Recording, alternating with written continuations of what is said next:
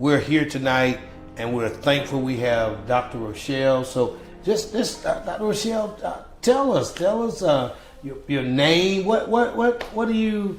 What can you tell us about you? Are you from Raleigh? And just tell us something about Thank you for having me, Pastor Robinson. We're excited about you being here. I am a native of Fuquay-Varina, North Carolina. Oh, wow. A few miles headed south.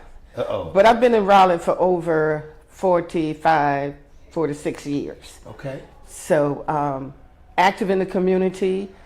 I love helping people. I'm the community servant. That's what Dr. William Barber named me, the community servant. Dr. William Barber, okay. Yes, so I just do what I do, helping people. It's in my heart to help. Okay. I learned that from my mom. Wow. She was a community servant, and it has rubbed off on me. Wow. Mm-hmm. So you mentioned a name, Dr. William Barber. Mm-hmm. And when I think of Dr. Barber and the significance that he's made on North Carolina, yes, but not greater than that, even the world. I mean, from all over, from DC to that. So one of the things I know, one of the organizations I know he was part of was the NAACP. Yes. So what is the NAACP? I mean, because I'm glad you asked. I love the NAACP. Okay, all right. NAACP stands for National Association for the Advancement of Colored People. Okay. And it is the oldest, the biggest, the baddest, the boldest civil rights organization in the world. Ooh, all right. We do fantastic things. Okay. Yes. Okay. So when growing up in Albany, Georgia, I had a chance to look at the NAACP, but also the students. I know that the student nonviolence was there as I've studied, and being from Albany, Georgia, I know that Dr. Martin Luther King had his greatest setback actually in Albany, Georgia. Yes. And so coming from there, but I understand the student non, the SNCC, and then NAACP together. So when was the NAACP started? The NAACP was started on February 12, 1909. So we are 114 years old. 1909. 09. Wow. So that's history that I would have thought that maybe in the 30s or the 40s, but probably the 50s for me. But 1909. 1909. Wow. 114 years old. Wow. And so I know, what was the original goals and objectives then for the NAACP? A lot of people don't realize that it was a group of white people that called the meeting together. They were sick and tired of the lynching that was going on in the African American communities. You're saying so it was not started, the actual meeting was organized by some whites that was concerned about the lynching. The lynching. Yes. Wow. A lot of people don't know that history. Right. And I didn't either until I started working with the NAACP. So I love reading and repeating that because a lot of people are saying, why are so many white people involved? They've been involved from day one. Oh, wow. And we're still trying to wake up white people, black people, everybody, to let them know that it's not just a black thing anymore. It has expanded. Okay. We look into civil rights for every human being. Okay. Anyone that calls our office, we do an investigation if we can. So it's not just if I'm black or something? No. It goes beyond that. Wow. Any citizen that goes through a social injustice can call the NAACP to investigate. Is that now just in the United States, or? It's in the United States and the world. When I go to a national convention, I see people from everywhere. Oh, wow. It's not the U.S. Oh, wow. Wow. So over the years then, has the mission and the vision, has it changed? Well, yes. Like I said, they started out because of the high rate of lynching. Then we moved from lynching to the civil rights era. Okay. And we go back and we look at the history of how houses were bombed, like Medgar Evers. Oh, wow. Medgar was out. He was a field secretary, out registering people to vote. Wow. And it saddens my heart now to see so many people whose houses were bombed, people that were killed. He was assassinated coming home after serving the community. He was assassinated right in his own front yard simply because he was trying to make sure that everybody had the right to vote, getting people to register. And it saddens my heart that people still don't see the importance of participating in the democratic process of voting. Right. And in that, it's not even telling anybody who to vote for. No, it's we just don't do that. simply vote. Right. And I think that's so important, that the right to vote, and to know that people have died so that we are able to be able to vote. Yes. That's big.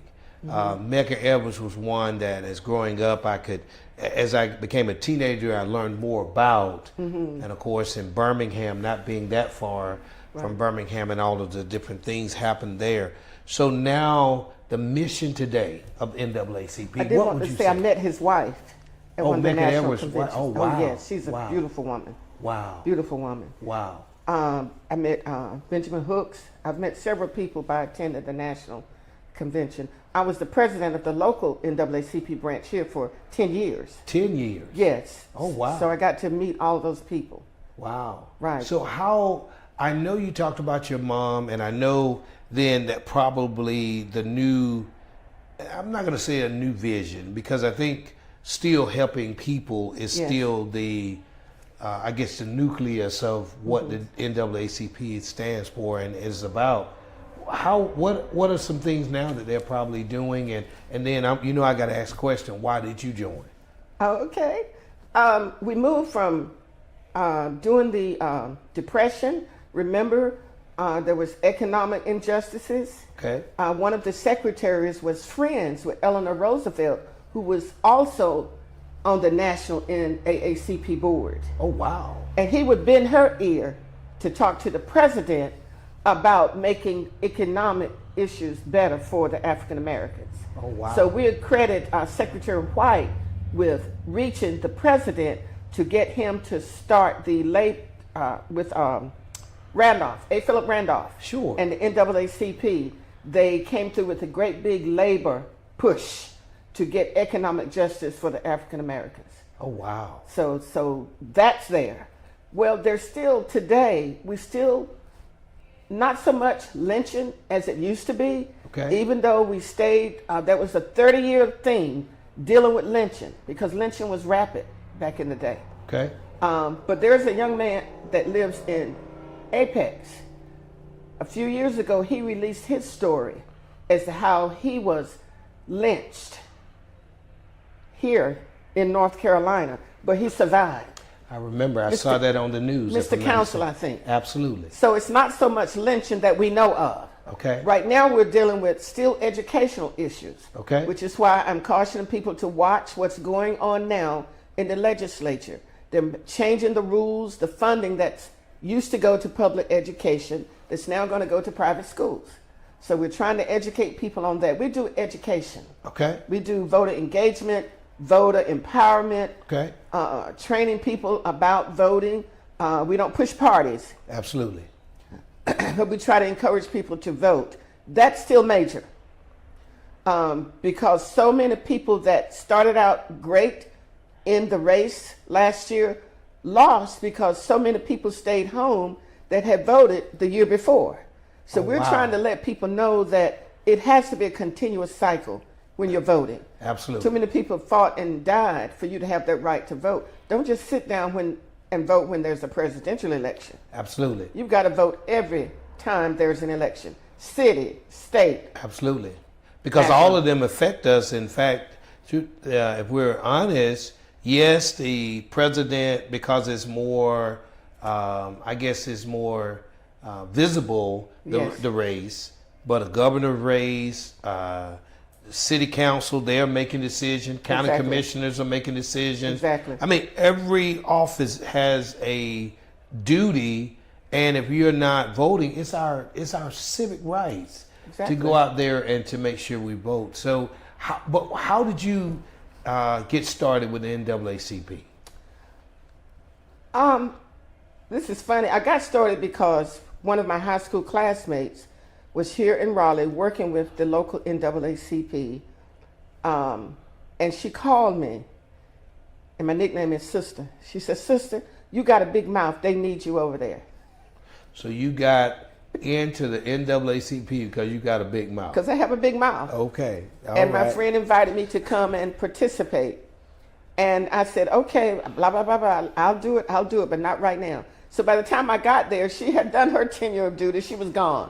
But I read up on the NAACP. I became interested. And like I say, I learned from my mama to take on social justice issues. My mom was a poor, uneducated woman, but she had a lot of heart and a lot of gut and a lot of wisdom. And she knew right from wrong. She loved the Lord. I learned from that woman. I miss her. So I got involved, got active. I did a lot of voter education. I love to teach. I love to preach. So I did a lot of voter education. I worked with the youth. I'm a former youth minister. So I helped build up our youth branch. Okay. And we do so much with the youth, so much, because I don't want them to come up ignorant and unaware of what the NAACP is and what it can do for you as a child. So I got involved, and then we dealt with education issues. Okay. So I went with a lot of families to meet with teachers, superintendents, all of those things. I went to make public comment at the school board because I feel like if we keep silent, we're giving permission for these things to keep happening to us in our community. Okay. But believe it or not, as a little girl, I was shy and quiet. No one that meets me now believes that, but it is the truth. Before I graduated from high school, I did become very vocal. And still vocal. So I just can't keep silent. Wow. And when I look at Micah, when they were asking, what does the Lord require of us? And the question about, why are you asking the question? You know, the Lord has already told you what he requires of you. Yes. Yeah. Do justice, love mercy. Do justice and love mercy. And so when you think about that, we've got to go out and, you know, obviously this entire year, we've seen the thoughts of doing away with certain parts of history. Oh, yeah. How does the NAACP look at that or tackle those type things, and why is history important anyway? History is important because I think if people know the struggle, they might understand how important it is to keep fighting for equal rights. Absolutely. Which is never going to end. Right. It's going to always be a fight because those that are in power are not going to see where everyone should have equal justice. Okay. Okay? So we have a problem with them keeping our history out of the textbooks. We have a problem with them threatening to fire teachers if they teach it. It's a serious problem, and it needs to go away. But until we get people voted into office to look after that, it's going to continue to happen. So, you know, I think about history in itself, his story. And I think about the obligation of the church and the community to always teach, because as we go from one decade to the next, I believe it's possible for some of our youth today to not even understand the struggle, to not even understand where the luxury, that's what I'm calling, of the abilities to almost to go into any restaurant, to be able to fly and go all over the world. That hasn't always been the case. It hasn't always been the case. So as we're talking about youth, Can the youth join the NAACP? Oh, yes. Oh, yes. We have a large youth group. They do quite a few things. They volunteer for seniors. They do food baskets. They help register people to vote. Every year when we do the African American Festival downtown, that's a big day. Several of them come out and help us do voter registration and Wow. recruit other youth. Wow. Yeah, we need them there to let other youth know the importance of the NAACP. And I'm quite sure you're doing training and Yes, public speaking and getting them involved. And I think one of the greatest parts of that is exposure. exposure. Getting people exposed and clearly understanding from where we really come from Right. as a people. Right, because some of them have gone through some struggles, but the majority of our students have not gone through discrimination by a teacher or another staff member. Wow. Also, bullying. Wow. A lot of children have learned to bully the minority races, Right. and that's where we go in and intervene. Right. Okay, to let them know that this is unacceptable and to always tell your parents what's going on. Wow. A few years back, we saw a number of young kids committing suicide because they were being bullied. Wow. And that should not happen. Wow. That should not happen. So the NAACP is working on that, or NAACP. They're working on trying to help on bullying, education. Yes. What is one of the, today, if you, in your opinion, one of the greatest struggles or dangers we have today?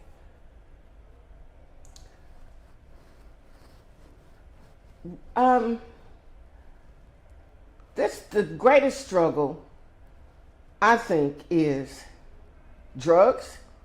There was one secretary that years ago, he did a great discussion, education on African Americans getting and using illegal drugs. Years ago. That still needs to happen today.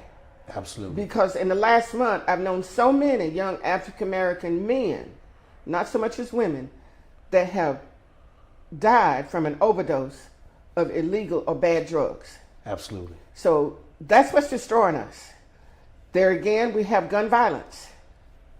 Gun violence is rapid. It's a common thing now. And we need to get a handle on that. We're working with other organizations to try to teach people and educate people how to protect their families and themselves, and to get people to know that you don't always solve a problem with a gun. Absolutely. It takes teaching. Absolutely. Because if you're afraid, you're going to get a gun and you're going to handle it that way. Right. So we're trying to, teach people not to take that road. NAACP is all about nonviolence. We've been through so much, so many violent attacks, our people murdered, but we still push nonviolence. Absolutely. And we've got to continue that, because people read that part in the Bible that says eye for an eye and tooth for a tooth. It didn't say that that's the way you're supposed to settle things. It said this is not how you're supposed to settle things. Absolutely. So we try to teach people to study the word a little bit, okay? Absolutely, and I think that's going to be the key. That's why I'm excited about you, Dr. Rochelle, being here tonight, because for me, it's to make sure that we, first of all, are aware. Awareness is important. Yes. Exposure is important, but then also to know that there's a group of people who, different groups, who are out there trying to educate, to go into the different communities, to take guns back and take our neighborhoods back, Yes. to get the drugs off the streets. And I'm looking at some of the drugs that have now migrated from the north down to the south. And it's just been amazing of what the effects have been. If you could say something to, and had an appeal out to the community and to parents and even to the youth, what would your appeal be from the NAACP? I left off police violence. That's a struggle for our people today. I attended a press conference today of a young man that was in his car. They asked him to get out. He ended up being tased. He's dead. He hadn't murdered anyone. He hadn't stolen anything. He wasn't in a car chase. It's hard to fathom that that still continues today. So we try to do sessions to teach our young people how to respond when you're approached by police. But there's so much fear now that the police are going to shoot you whether you've done something wrong or not. So that's why a lot of them run. I don't know how to combat that except to keep teaching how it should go, what you should do, and move on. And I think that... And that grieves my spirit. Right. And I think one of the things that even in today, that's why another reason why I'm excited you being here to talk about the NAACP is that education for our youth, but also to look at forums to possibly bridge that gap. Yes. Have forums where we can have real conversations with the police. And as you know, we sponsor a police. We're not ashamed of that. The Southeast District, because we're trying to have a real conversation, Right. understanding that there has to be change. But I can't even fathom 1 second without having law enforcement, because we need them. I agree. And so we've just got to figure out how to get together. And I know you all are already doing those type things. Yes. Just trying to meet with officials and talking about, hey, is there another way? And if there's a lot of fear, as you said, a lot of misunderstanding. And I think we've got to really work hard to have these types of events where we can bring people out and then bridge that gap. Yes, we've had community forums on standing ground law. Absolutely. After Trayvon Martin was killed. Absolutely. The young lady that wrote the book, I meant to bring that. She was in town. Oh, wow. So one of the sororities called me and said, she's going to be in town. You need to have her. I said, you had said nothing but a word. So we got her over. We had the police chief. We had Irv Joyner from the School of Law at Central and other people on the panel to talk about that. And so we do all kinds of forums. We have forums about gun violence. Love it. And also, by me being a teacher, we have forums and sessions to teach our elementary and high school students how to prepare to further their education. Absolutely. Special workshops, how to write an essay. Absolutely. Some people in college still don't know how to write an essay. Absolutely. And they're not going to succeed without learning those basic things before they get to college. 100%. If they choose college. 100%. Because there's so many multiple ways for a person to make it. Right. And it may not necessarily be the college. It may be military. It may be, getting a vocation. Exactly. And going from there. But I'm just excited about the future. What do you see happening now? Although I've heard it's been said this is sometimes the worst of times, but also the best of times. Well, I'm excited because I truly believe that God has not forgotten about us. Absolutely. And He's going to continue to give us the energy, the spunk, the audacity to speak out against wrong so that people will not become so complacent and think that they're going to get away with it without us speaking up against it. I had to speak against the Klan a few years back. Okay. You can't be afraid to speak out against things that you know are wrong. Absolutely. Otherwise, you stay home and not be in a Absolutely. position. Absolutely. Okay. So this shy person from Fuquay Varina that was shy growing up, Yes. now all of a sudden is speaking out. Now all of a sudden. Is speaking out and telling a story. Yes. Now, when you look at that, how do you see God in all of this? Well, as far as me personally, I see God had a purpose for me to fulfill. Absolutely. to speak out about social injustices.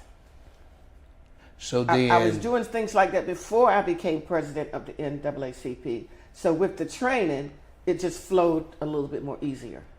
so then, when you look at that, you're taking God with you in it, and it sounds like from the beginning, God was in it anyway. I believe so.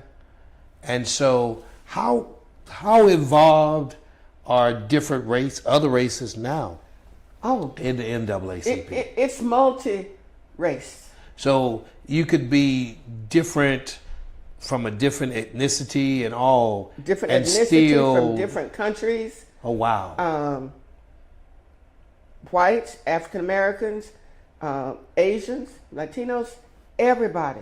Oh wow! It's like a rose garden. Oh, wow. Everybody comes together. Okay. Some may have one goal, some may have another. Okay. But when we come together as a force, we are a force to be reckoned with. Okay.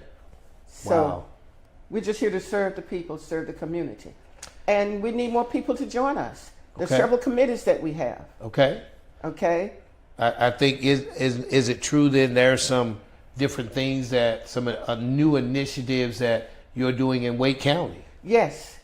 And everybody can't march. Everybody can't protest. Everybody can't stand in front of the microphone and say we're sick and tired of this. Okay? Okay. So there's a lot of work done behind the scene. Okay. The Education Committee, the Economic Empowerment Committee, political action that keeps up with all the legislation, lets us know what we need to speak out against or support. Okay. Health Committee. There's Okay. so many committees Okay. where people could come in and use their skill and their talent. Wow. So that sounds like an appeal. There is an appeal, $10 annually for the youth, $30 annually for the adult. But I suggest that adults get the lifetime, which is $750. You can pay it all at once or $75 a year until you have it paid off, Oh wow. rather than $30 a year. Oh wow. Yeah. So I just think then that the reason why, again, we really were excited about you being here because sometimes I think that you have applied the word, and that word that you have applied is beyond just the walls of the church. Yes. Yes. What are your thoughts of that? Is that how that you have to be in the community, and how that you take the word into the community? Well, Jesus was a community servant. Okay. And if we're followers of Jesus, we have to practice what he did. Okay. For me, it's simple. It's just that simple. Show love to others. Help someone that's in need. The old folks used to say, be about my Father's business. And that's helping and serving others. Wow. And Now, some people thought I was getting paid for all those 10 years I was president of the NAACP. But it's volunteer. oh wow. You do it from your heart. Oh wow. And that's what we need, people that can do things because they love helping others. Wow. So you're always accepting new members, Oh, yes. and anyone can just come and join and go from there. Yes. If they want to help, if you want to love, if you want to serve, this is one of those organizations that you can go from there. Exactly. And like I say, everybody doesn't have to be on the forefront marching. Because, Absolutely. you know, I'm not 25. I look 25, but I'm not 25 anymore. So we're training others that can come in and do the things that need to be so done. you say you're 26. So I just enjoy helping people. Love it. So as we draw this to a conclusion, I think that if there were some other things that you could say, what would you say to anyone that is listening tonight who is saying, man, I didn't know that the original meeting in 1909 was actually organized by whites who had were concerned about all the lynching that was going on. And to know then that though it seems like a world, some people in the world would say that there's a great divide, but it appears to me that even from 1909, there were people who were together. There were people together. And I think it doesn't matter then your color. It does. It doesn't matter even what you believe. Exactly. But there is something. I see it. It's written all over your face. A common ground. A common ground. Absolutely. We have people that don't practice the Christian faith, but they support the NAACP because they know what we're about. Absolutely. It's for everybody, Absolutely. every human. Absolutely. We fight for human rights for every individual. Absolutely. And when they called that meeting in 1909, I think it was like 60 people that answered the call. 60. Wow. And now we have over 500,000 members Oh, wow. and still growing. Oh, wow. Unbelievable. And we take all ages. You take all ages. Well, I mean, I'm very, Dr. Rochelle, I've been enlightened by this. You know, this series of Bible study for us has been how people have taken the Word of God out into the beyond the four walls. And I always look at go ye therefore. Go ye therefore. When I think about that, and you've gone out and you continuously to go out, and I like I said, we're there. We're excited about it again. We're excited about you and the efforts, and I see that passion that you have. That, as you mentioned about your mom, I see that you definitely still miss her, but you're carrying that torch. Yes, sir. And somebody else one day is going to have to carry that torch. Yes. And so that's where my thoughts are, is that you just can't stay home. You just can't not go out and vote. Right. Can you tell us one last appeal about go out and vote? The NAACP worked hard to do away with voter ID. The High Court agreed that it was specifically designed to deter African Americans and poor people from voting. That was in place, but it was challenged this year, so we've lost that. So now voter ID is going to be required. So we've got to get our people prepared. When it was brought to the forefront years ago, I talked with some of the pastors and they said, we're not worried about it because we're going to make sure our seniors have it. We're going to take care of that cost. So I would make an appeal to community groups to make sure that our seniors that want to vote have their voter ID in place so that they will not be deterred and lose their right to vote. Wow. So that's another thing we have to fight against. And see, those are type things there that if you're not keeping up with the news and all of those things, you'll miss that. And we've got some major elections that are coming up. Yes. We're almost in that season where we'll be having elections in a few months from now. Exactly. Dr. Rochelle, you made our day. I'm excited about you being with us. Everyone tonight, this has been Dr. Rochelle, Portia Rochelle, and she's from Fuquay-Varina, one who used to be shy, and now she's got a voice, and we're excited. Thank you again for being with us tonight. Thank you for having me. Thank you all for watching. We hope that has helped and blessed you. To God be the glory for the great things. We'll see you next week.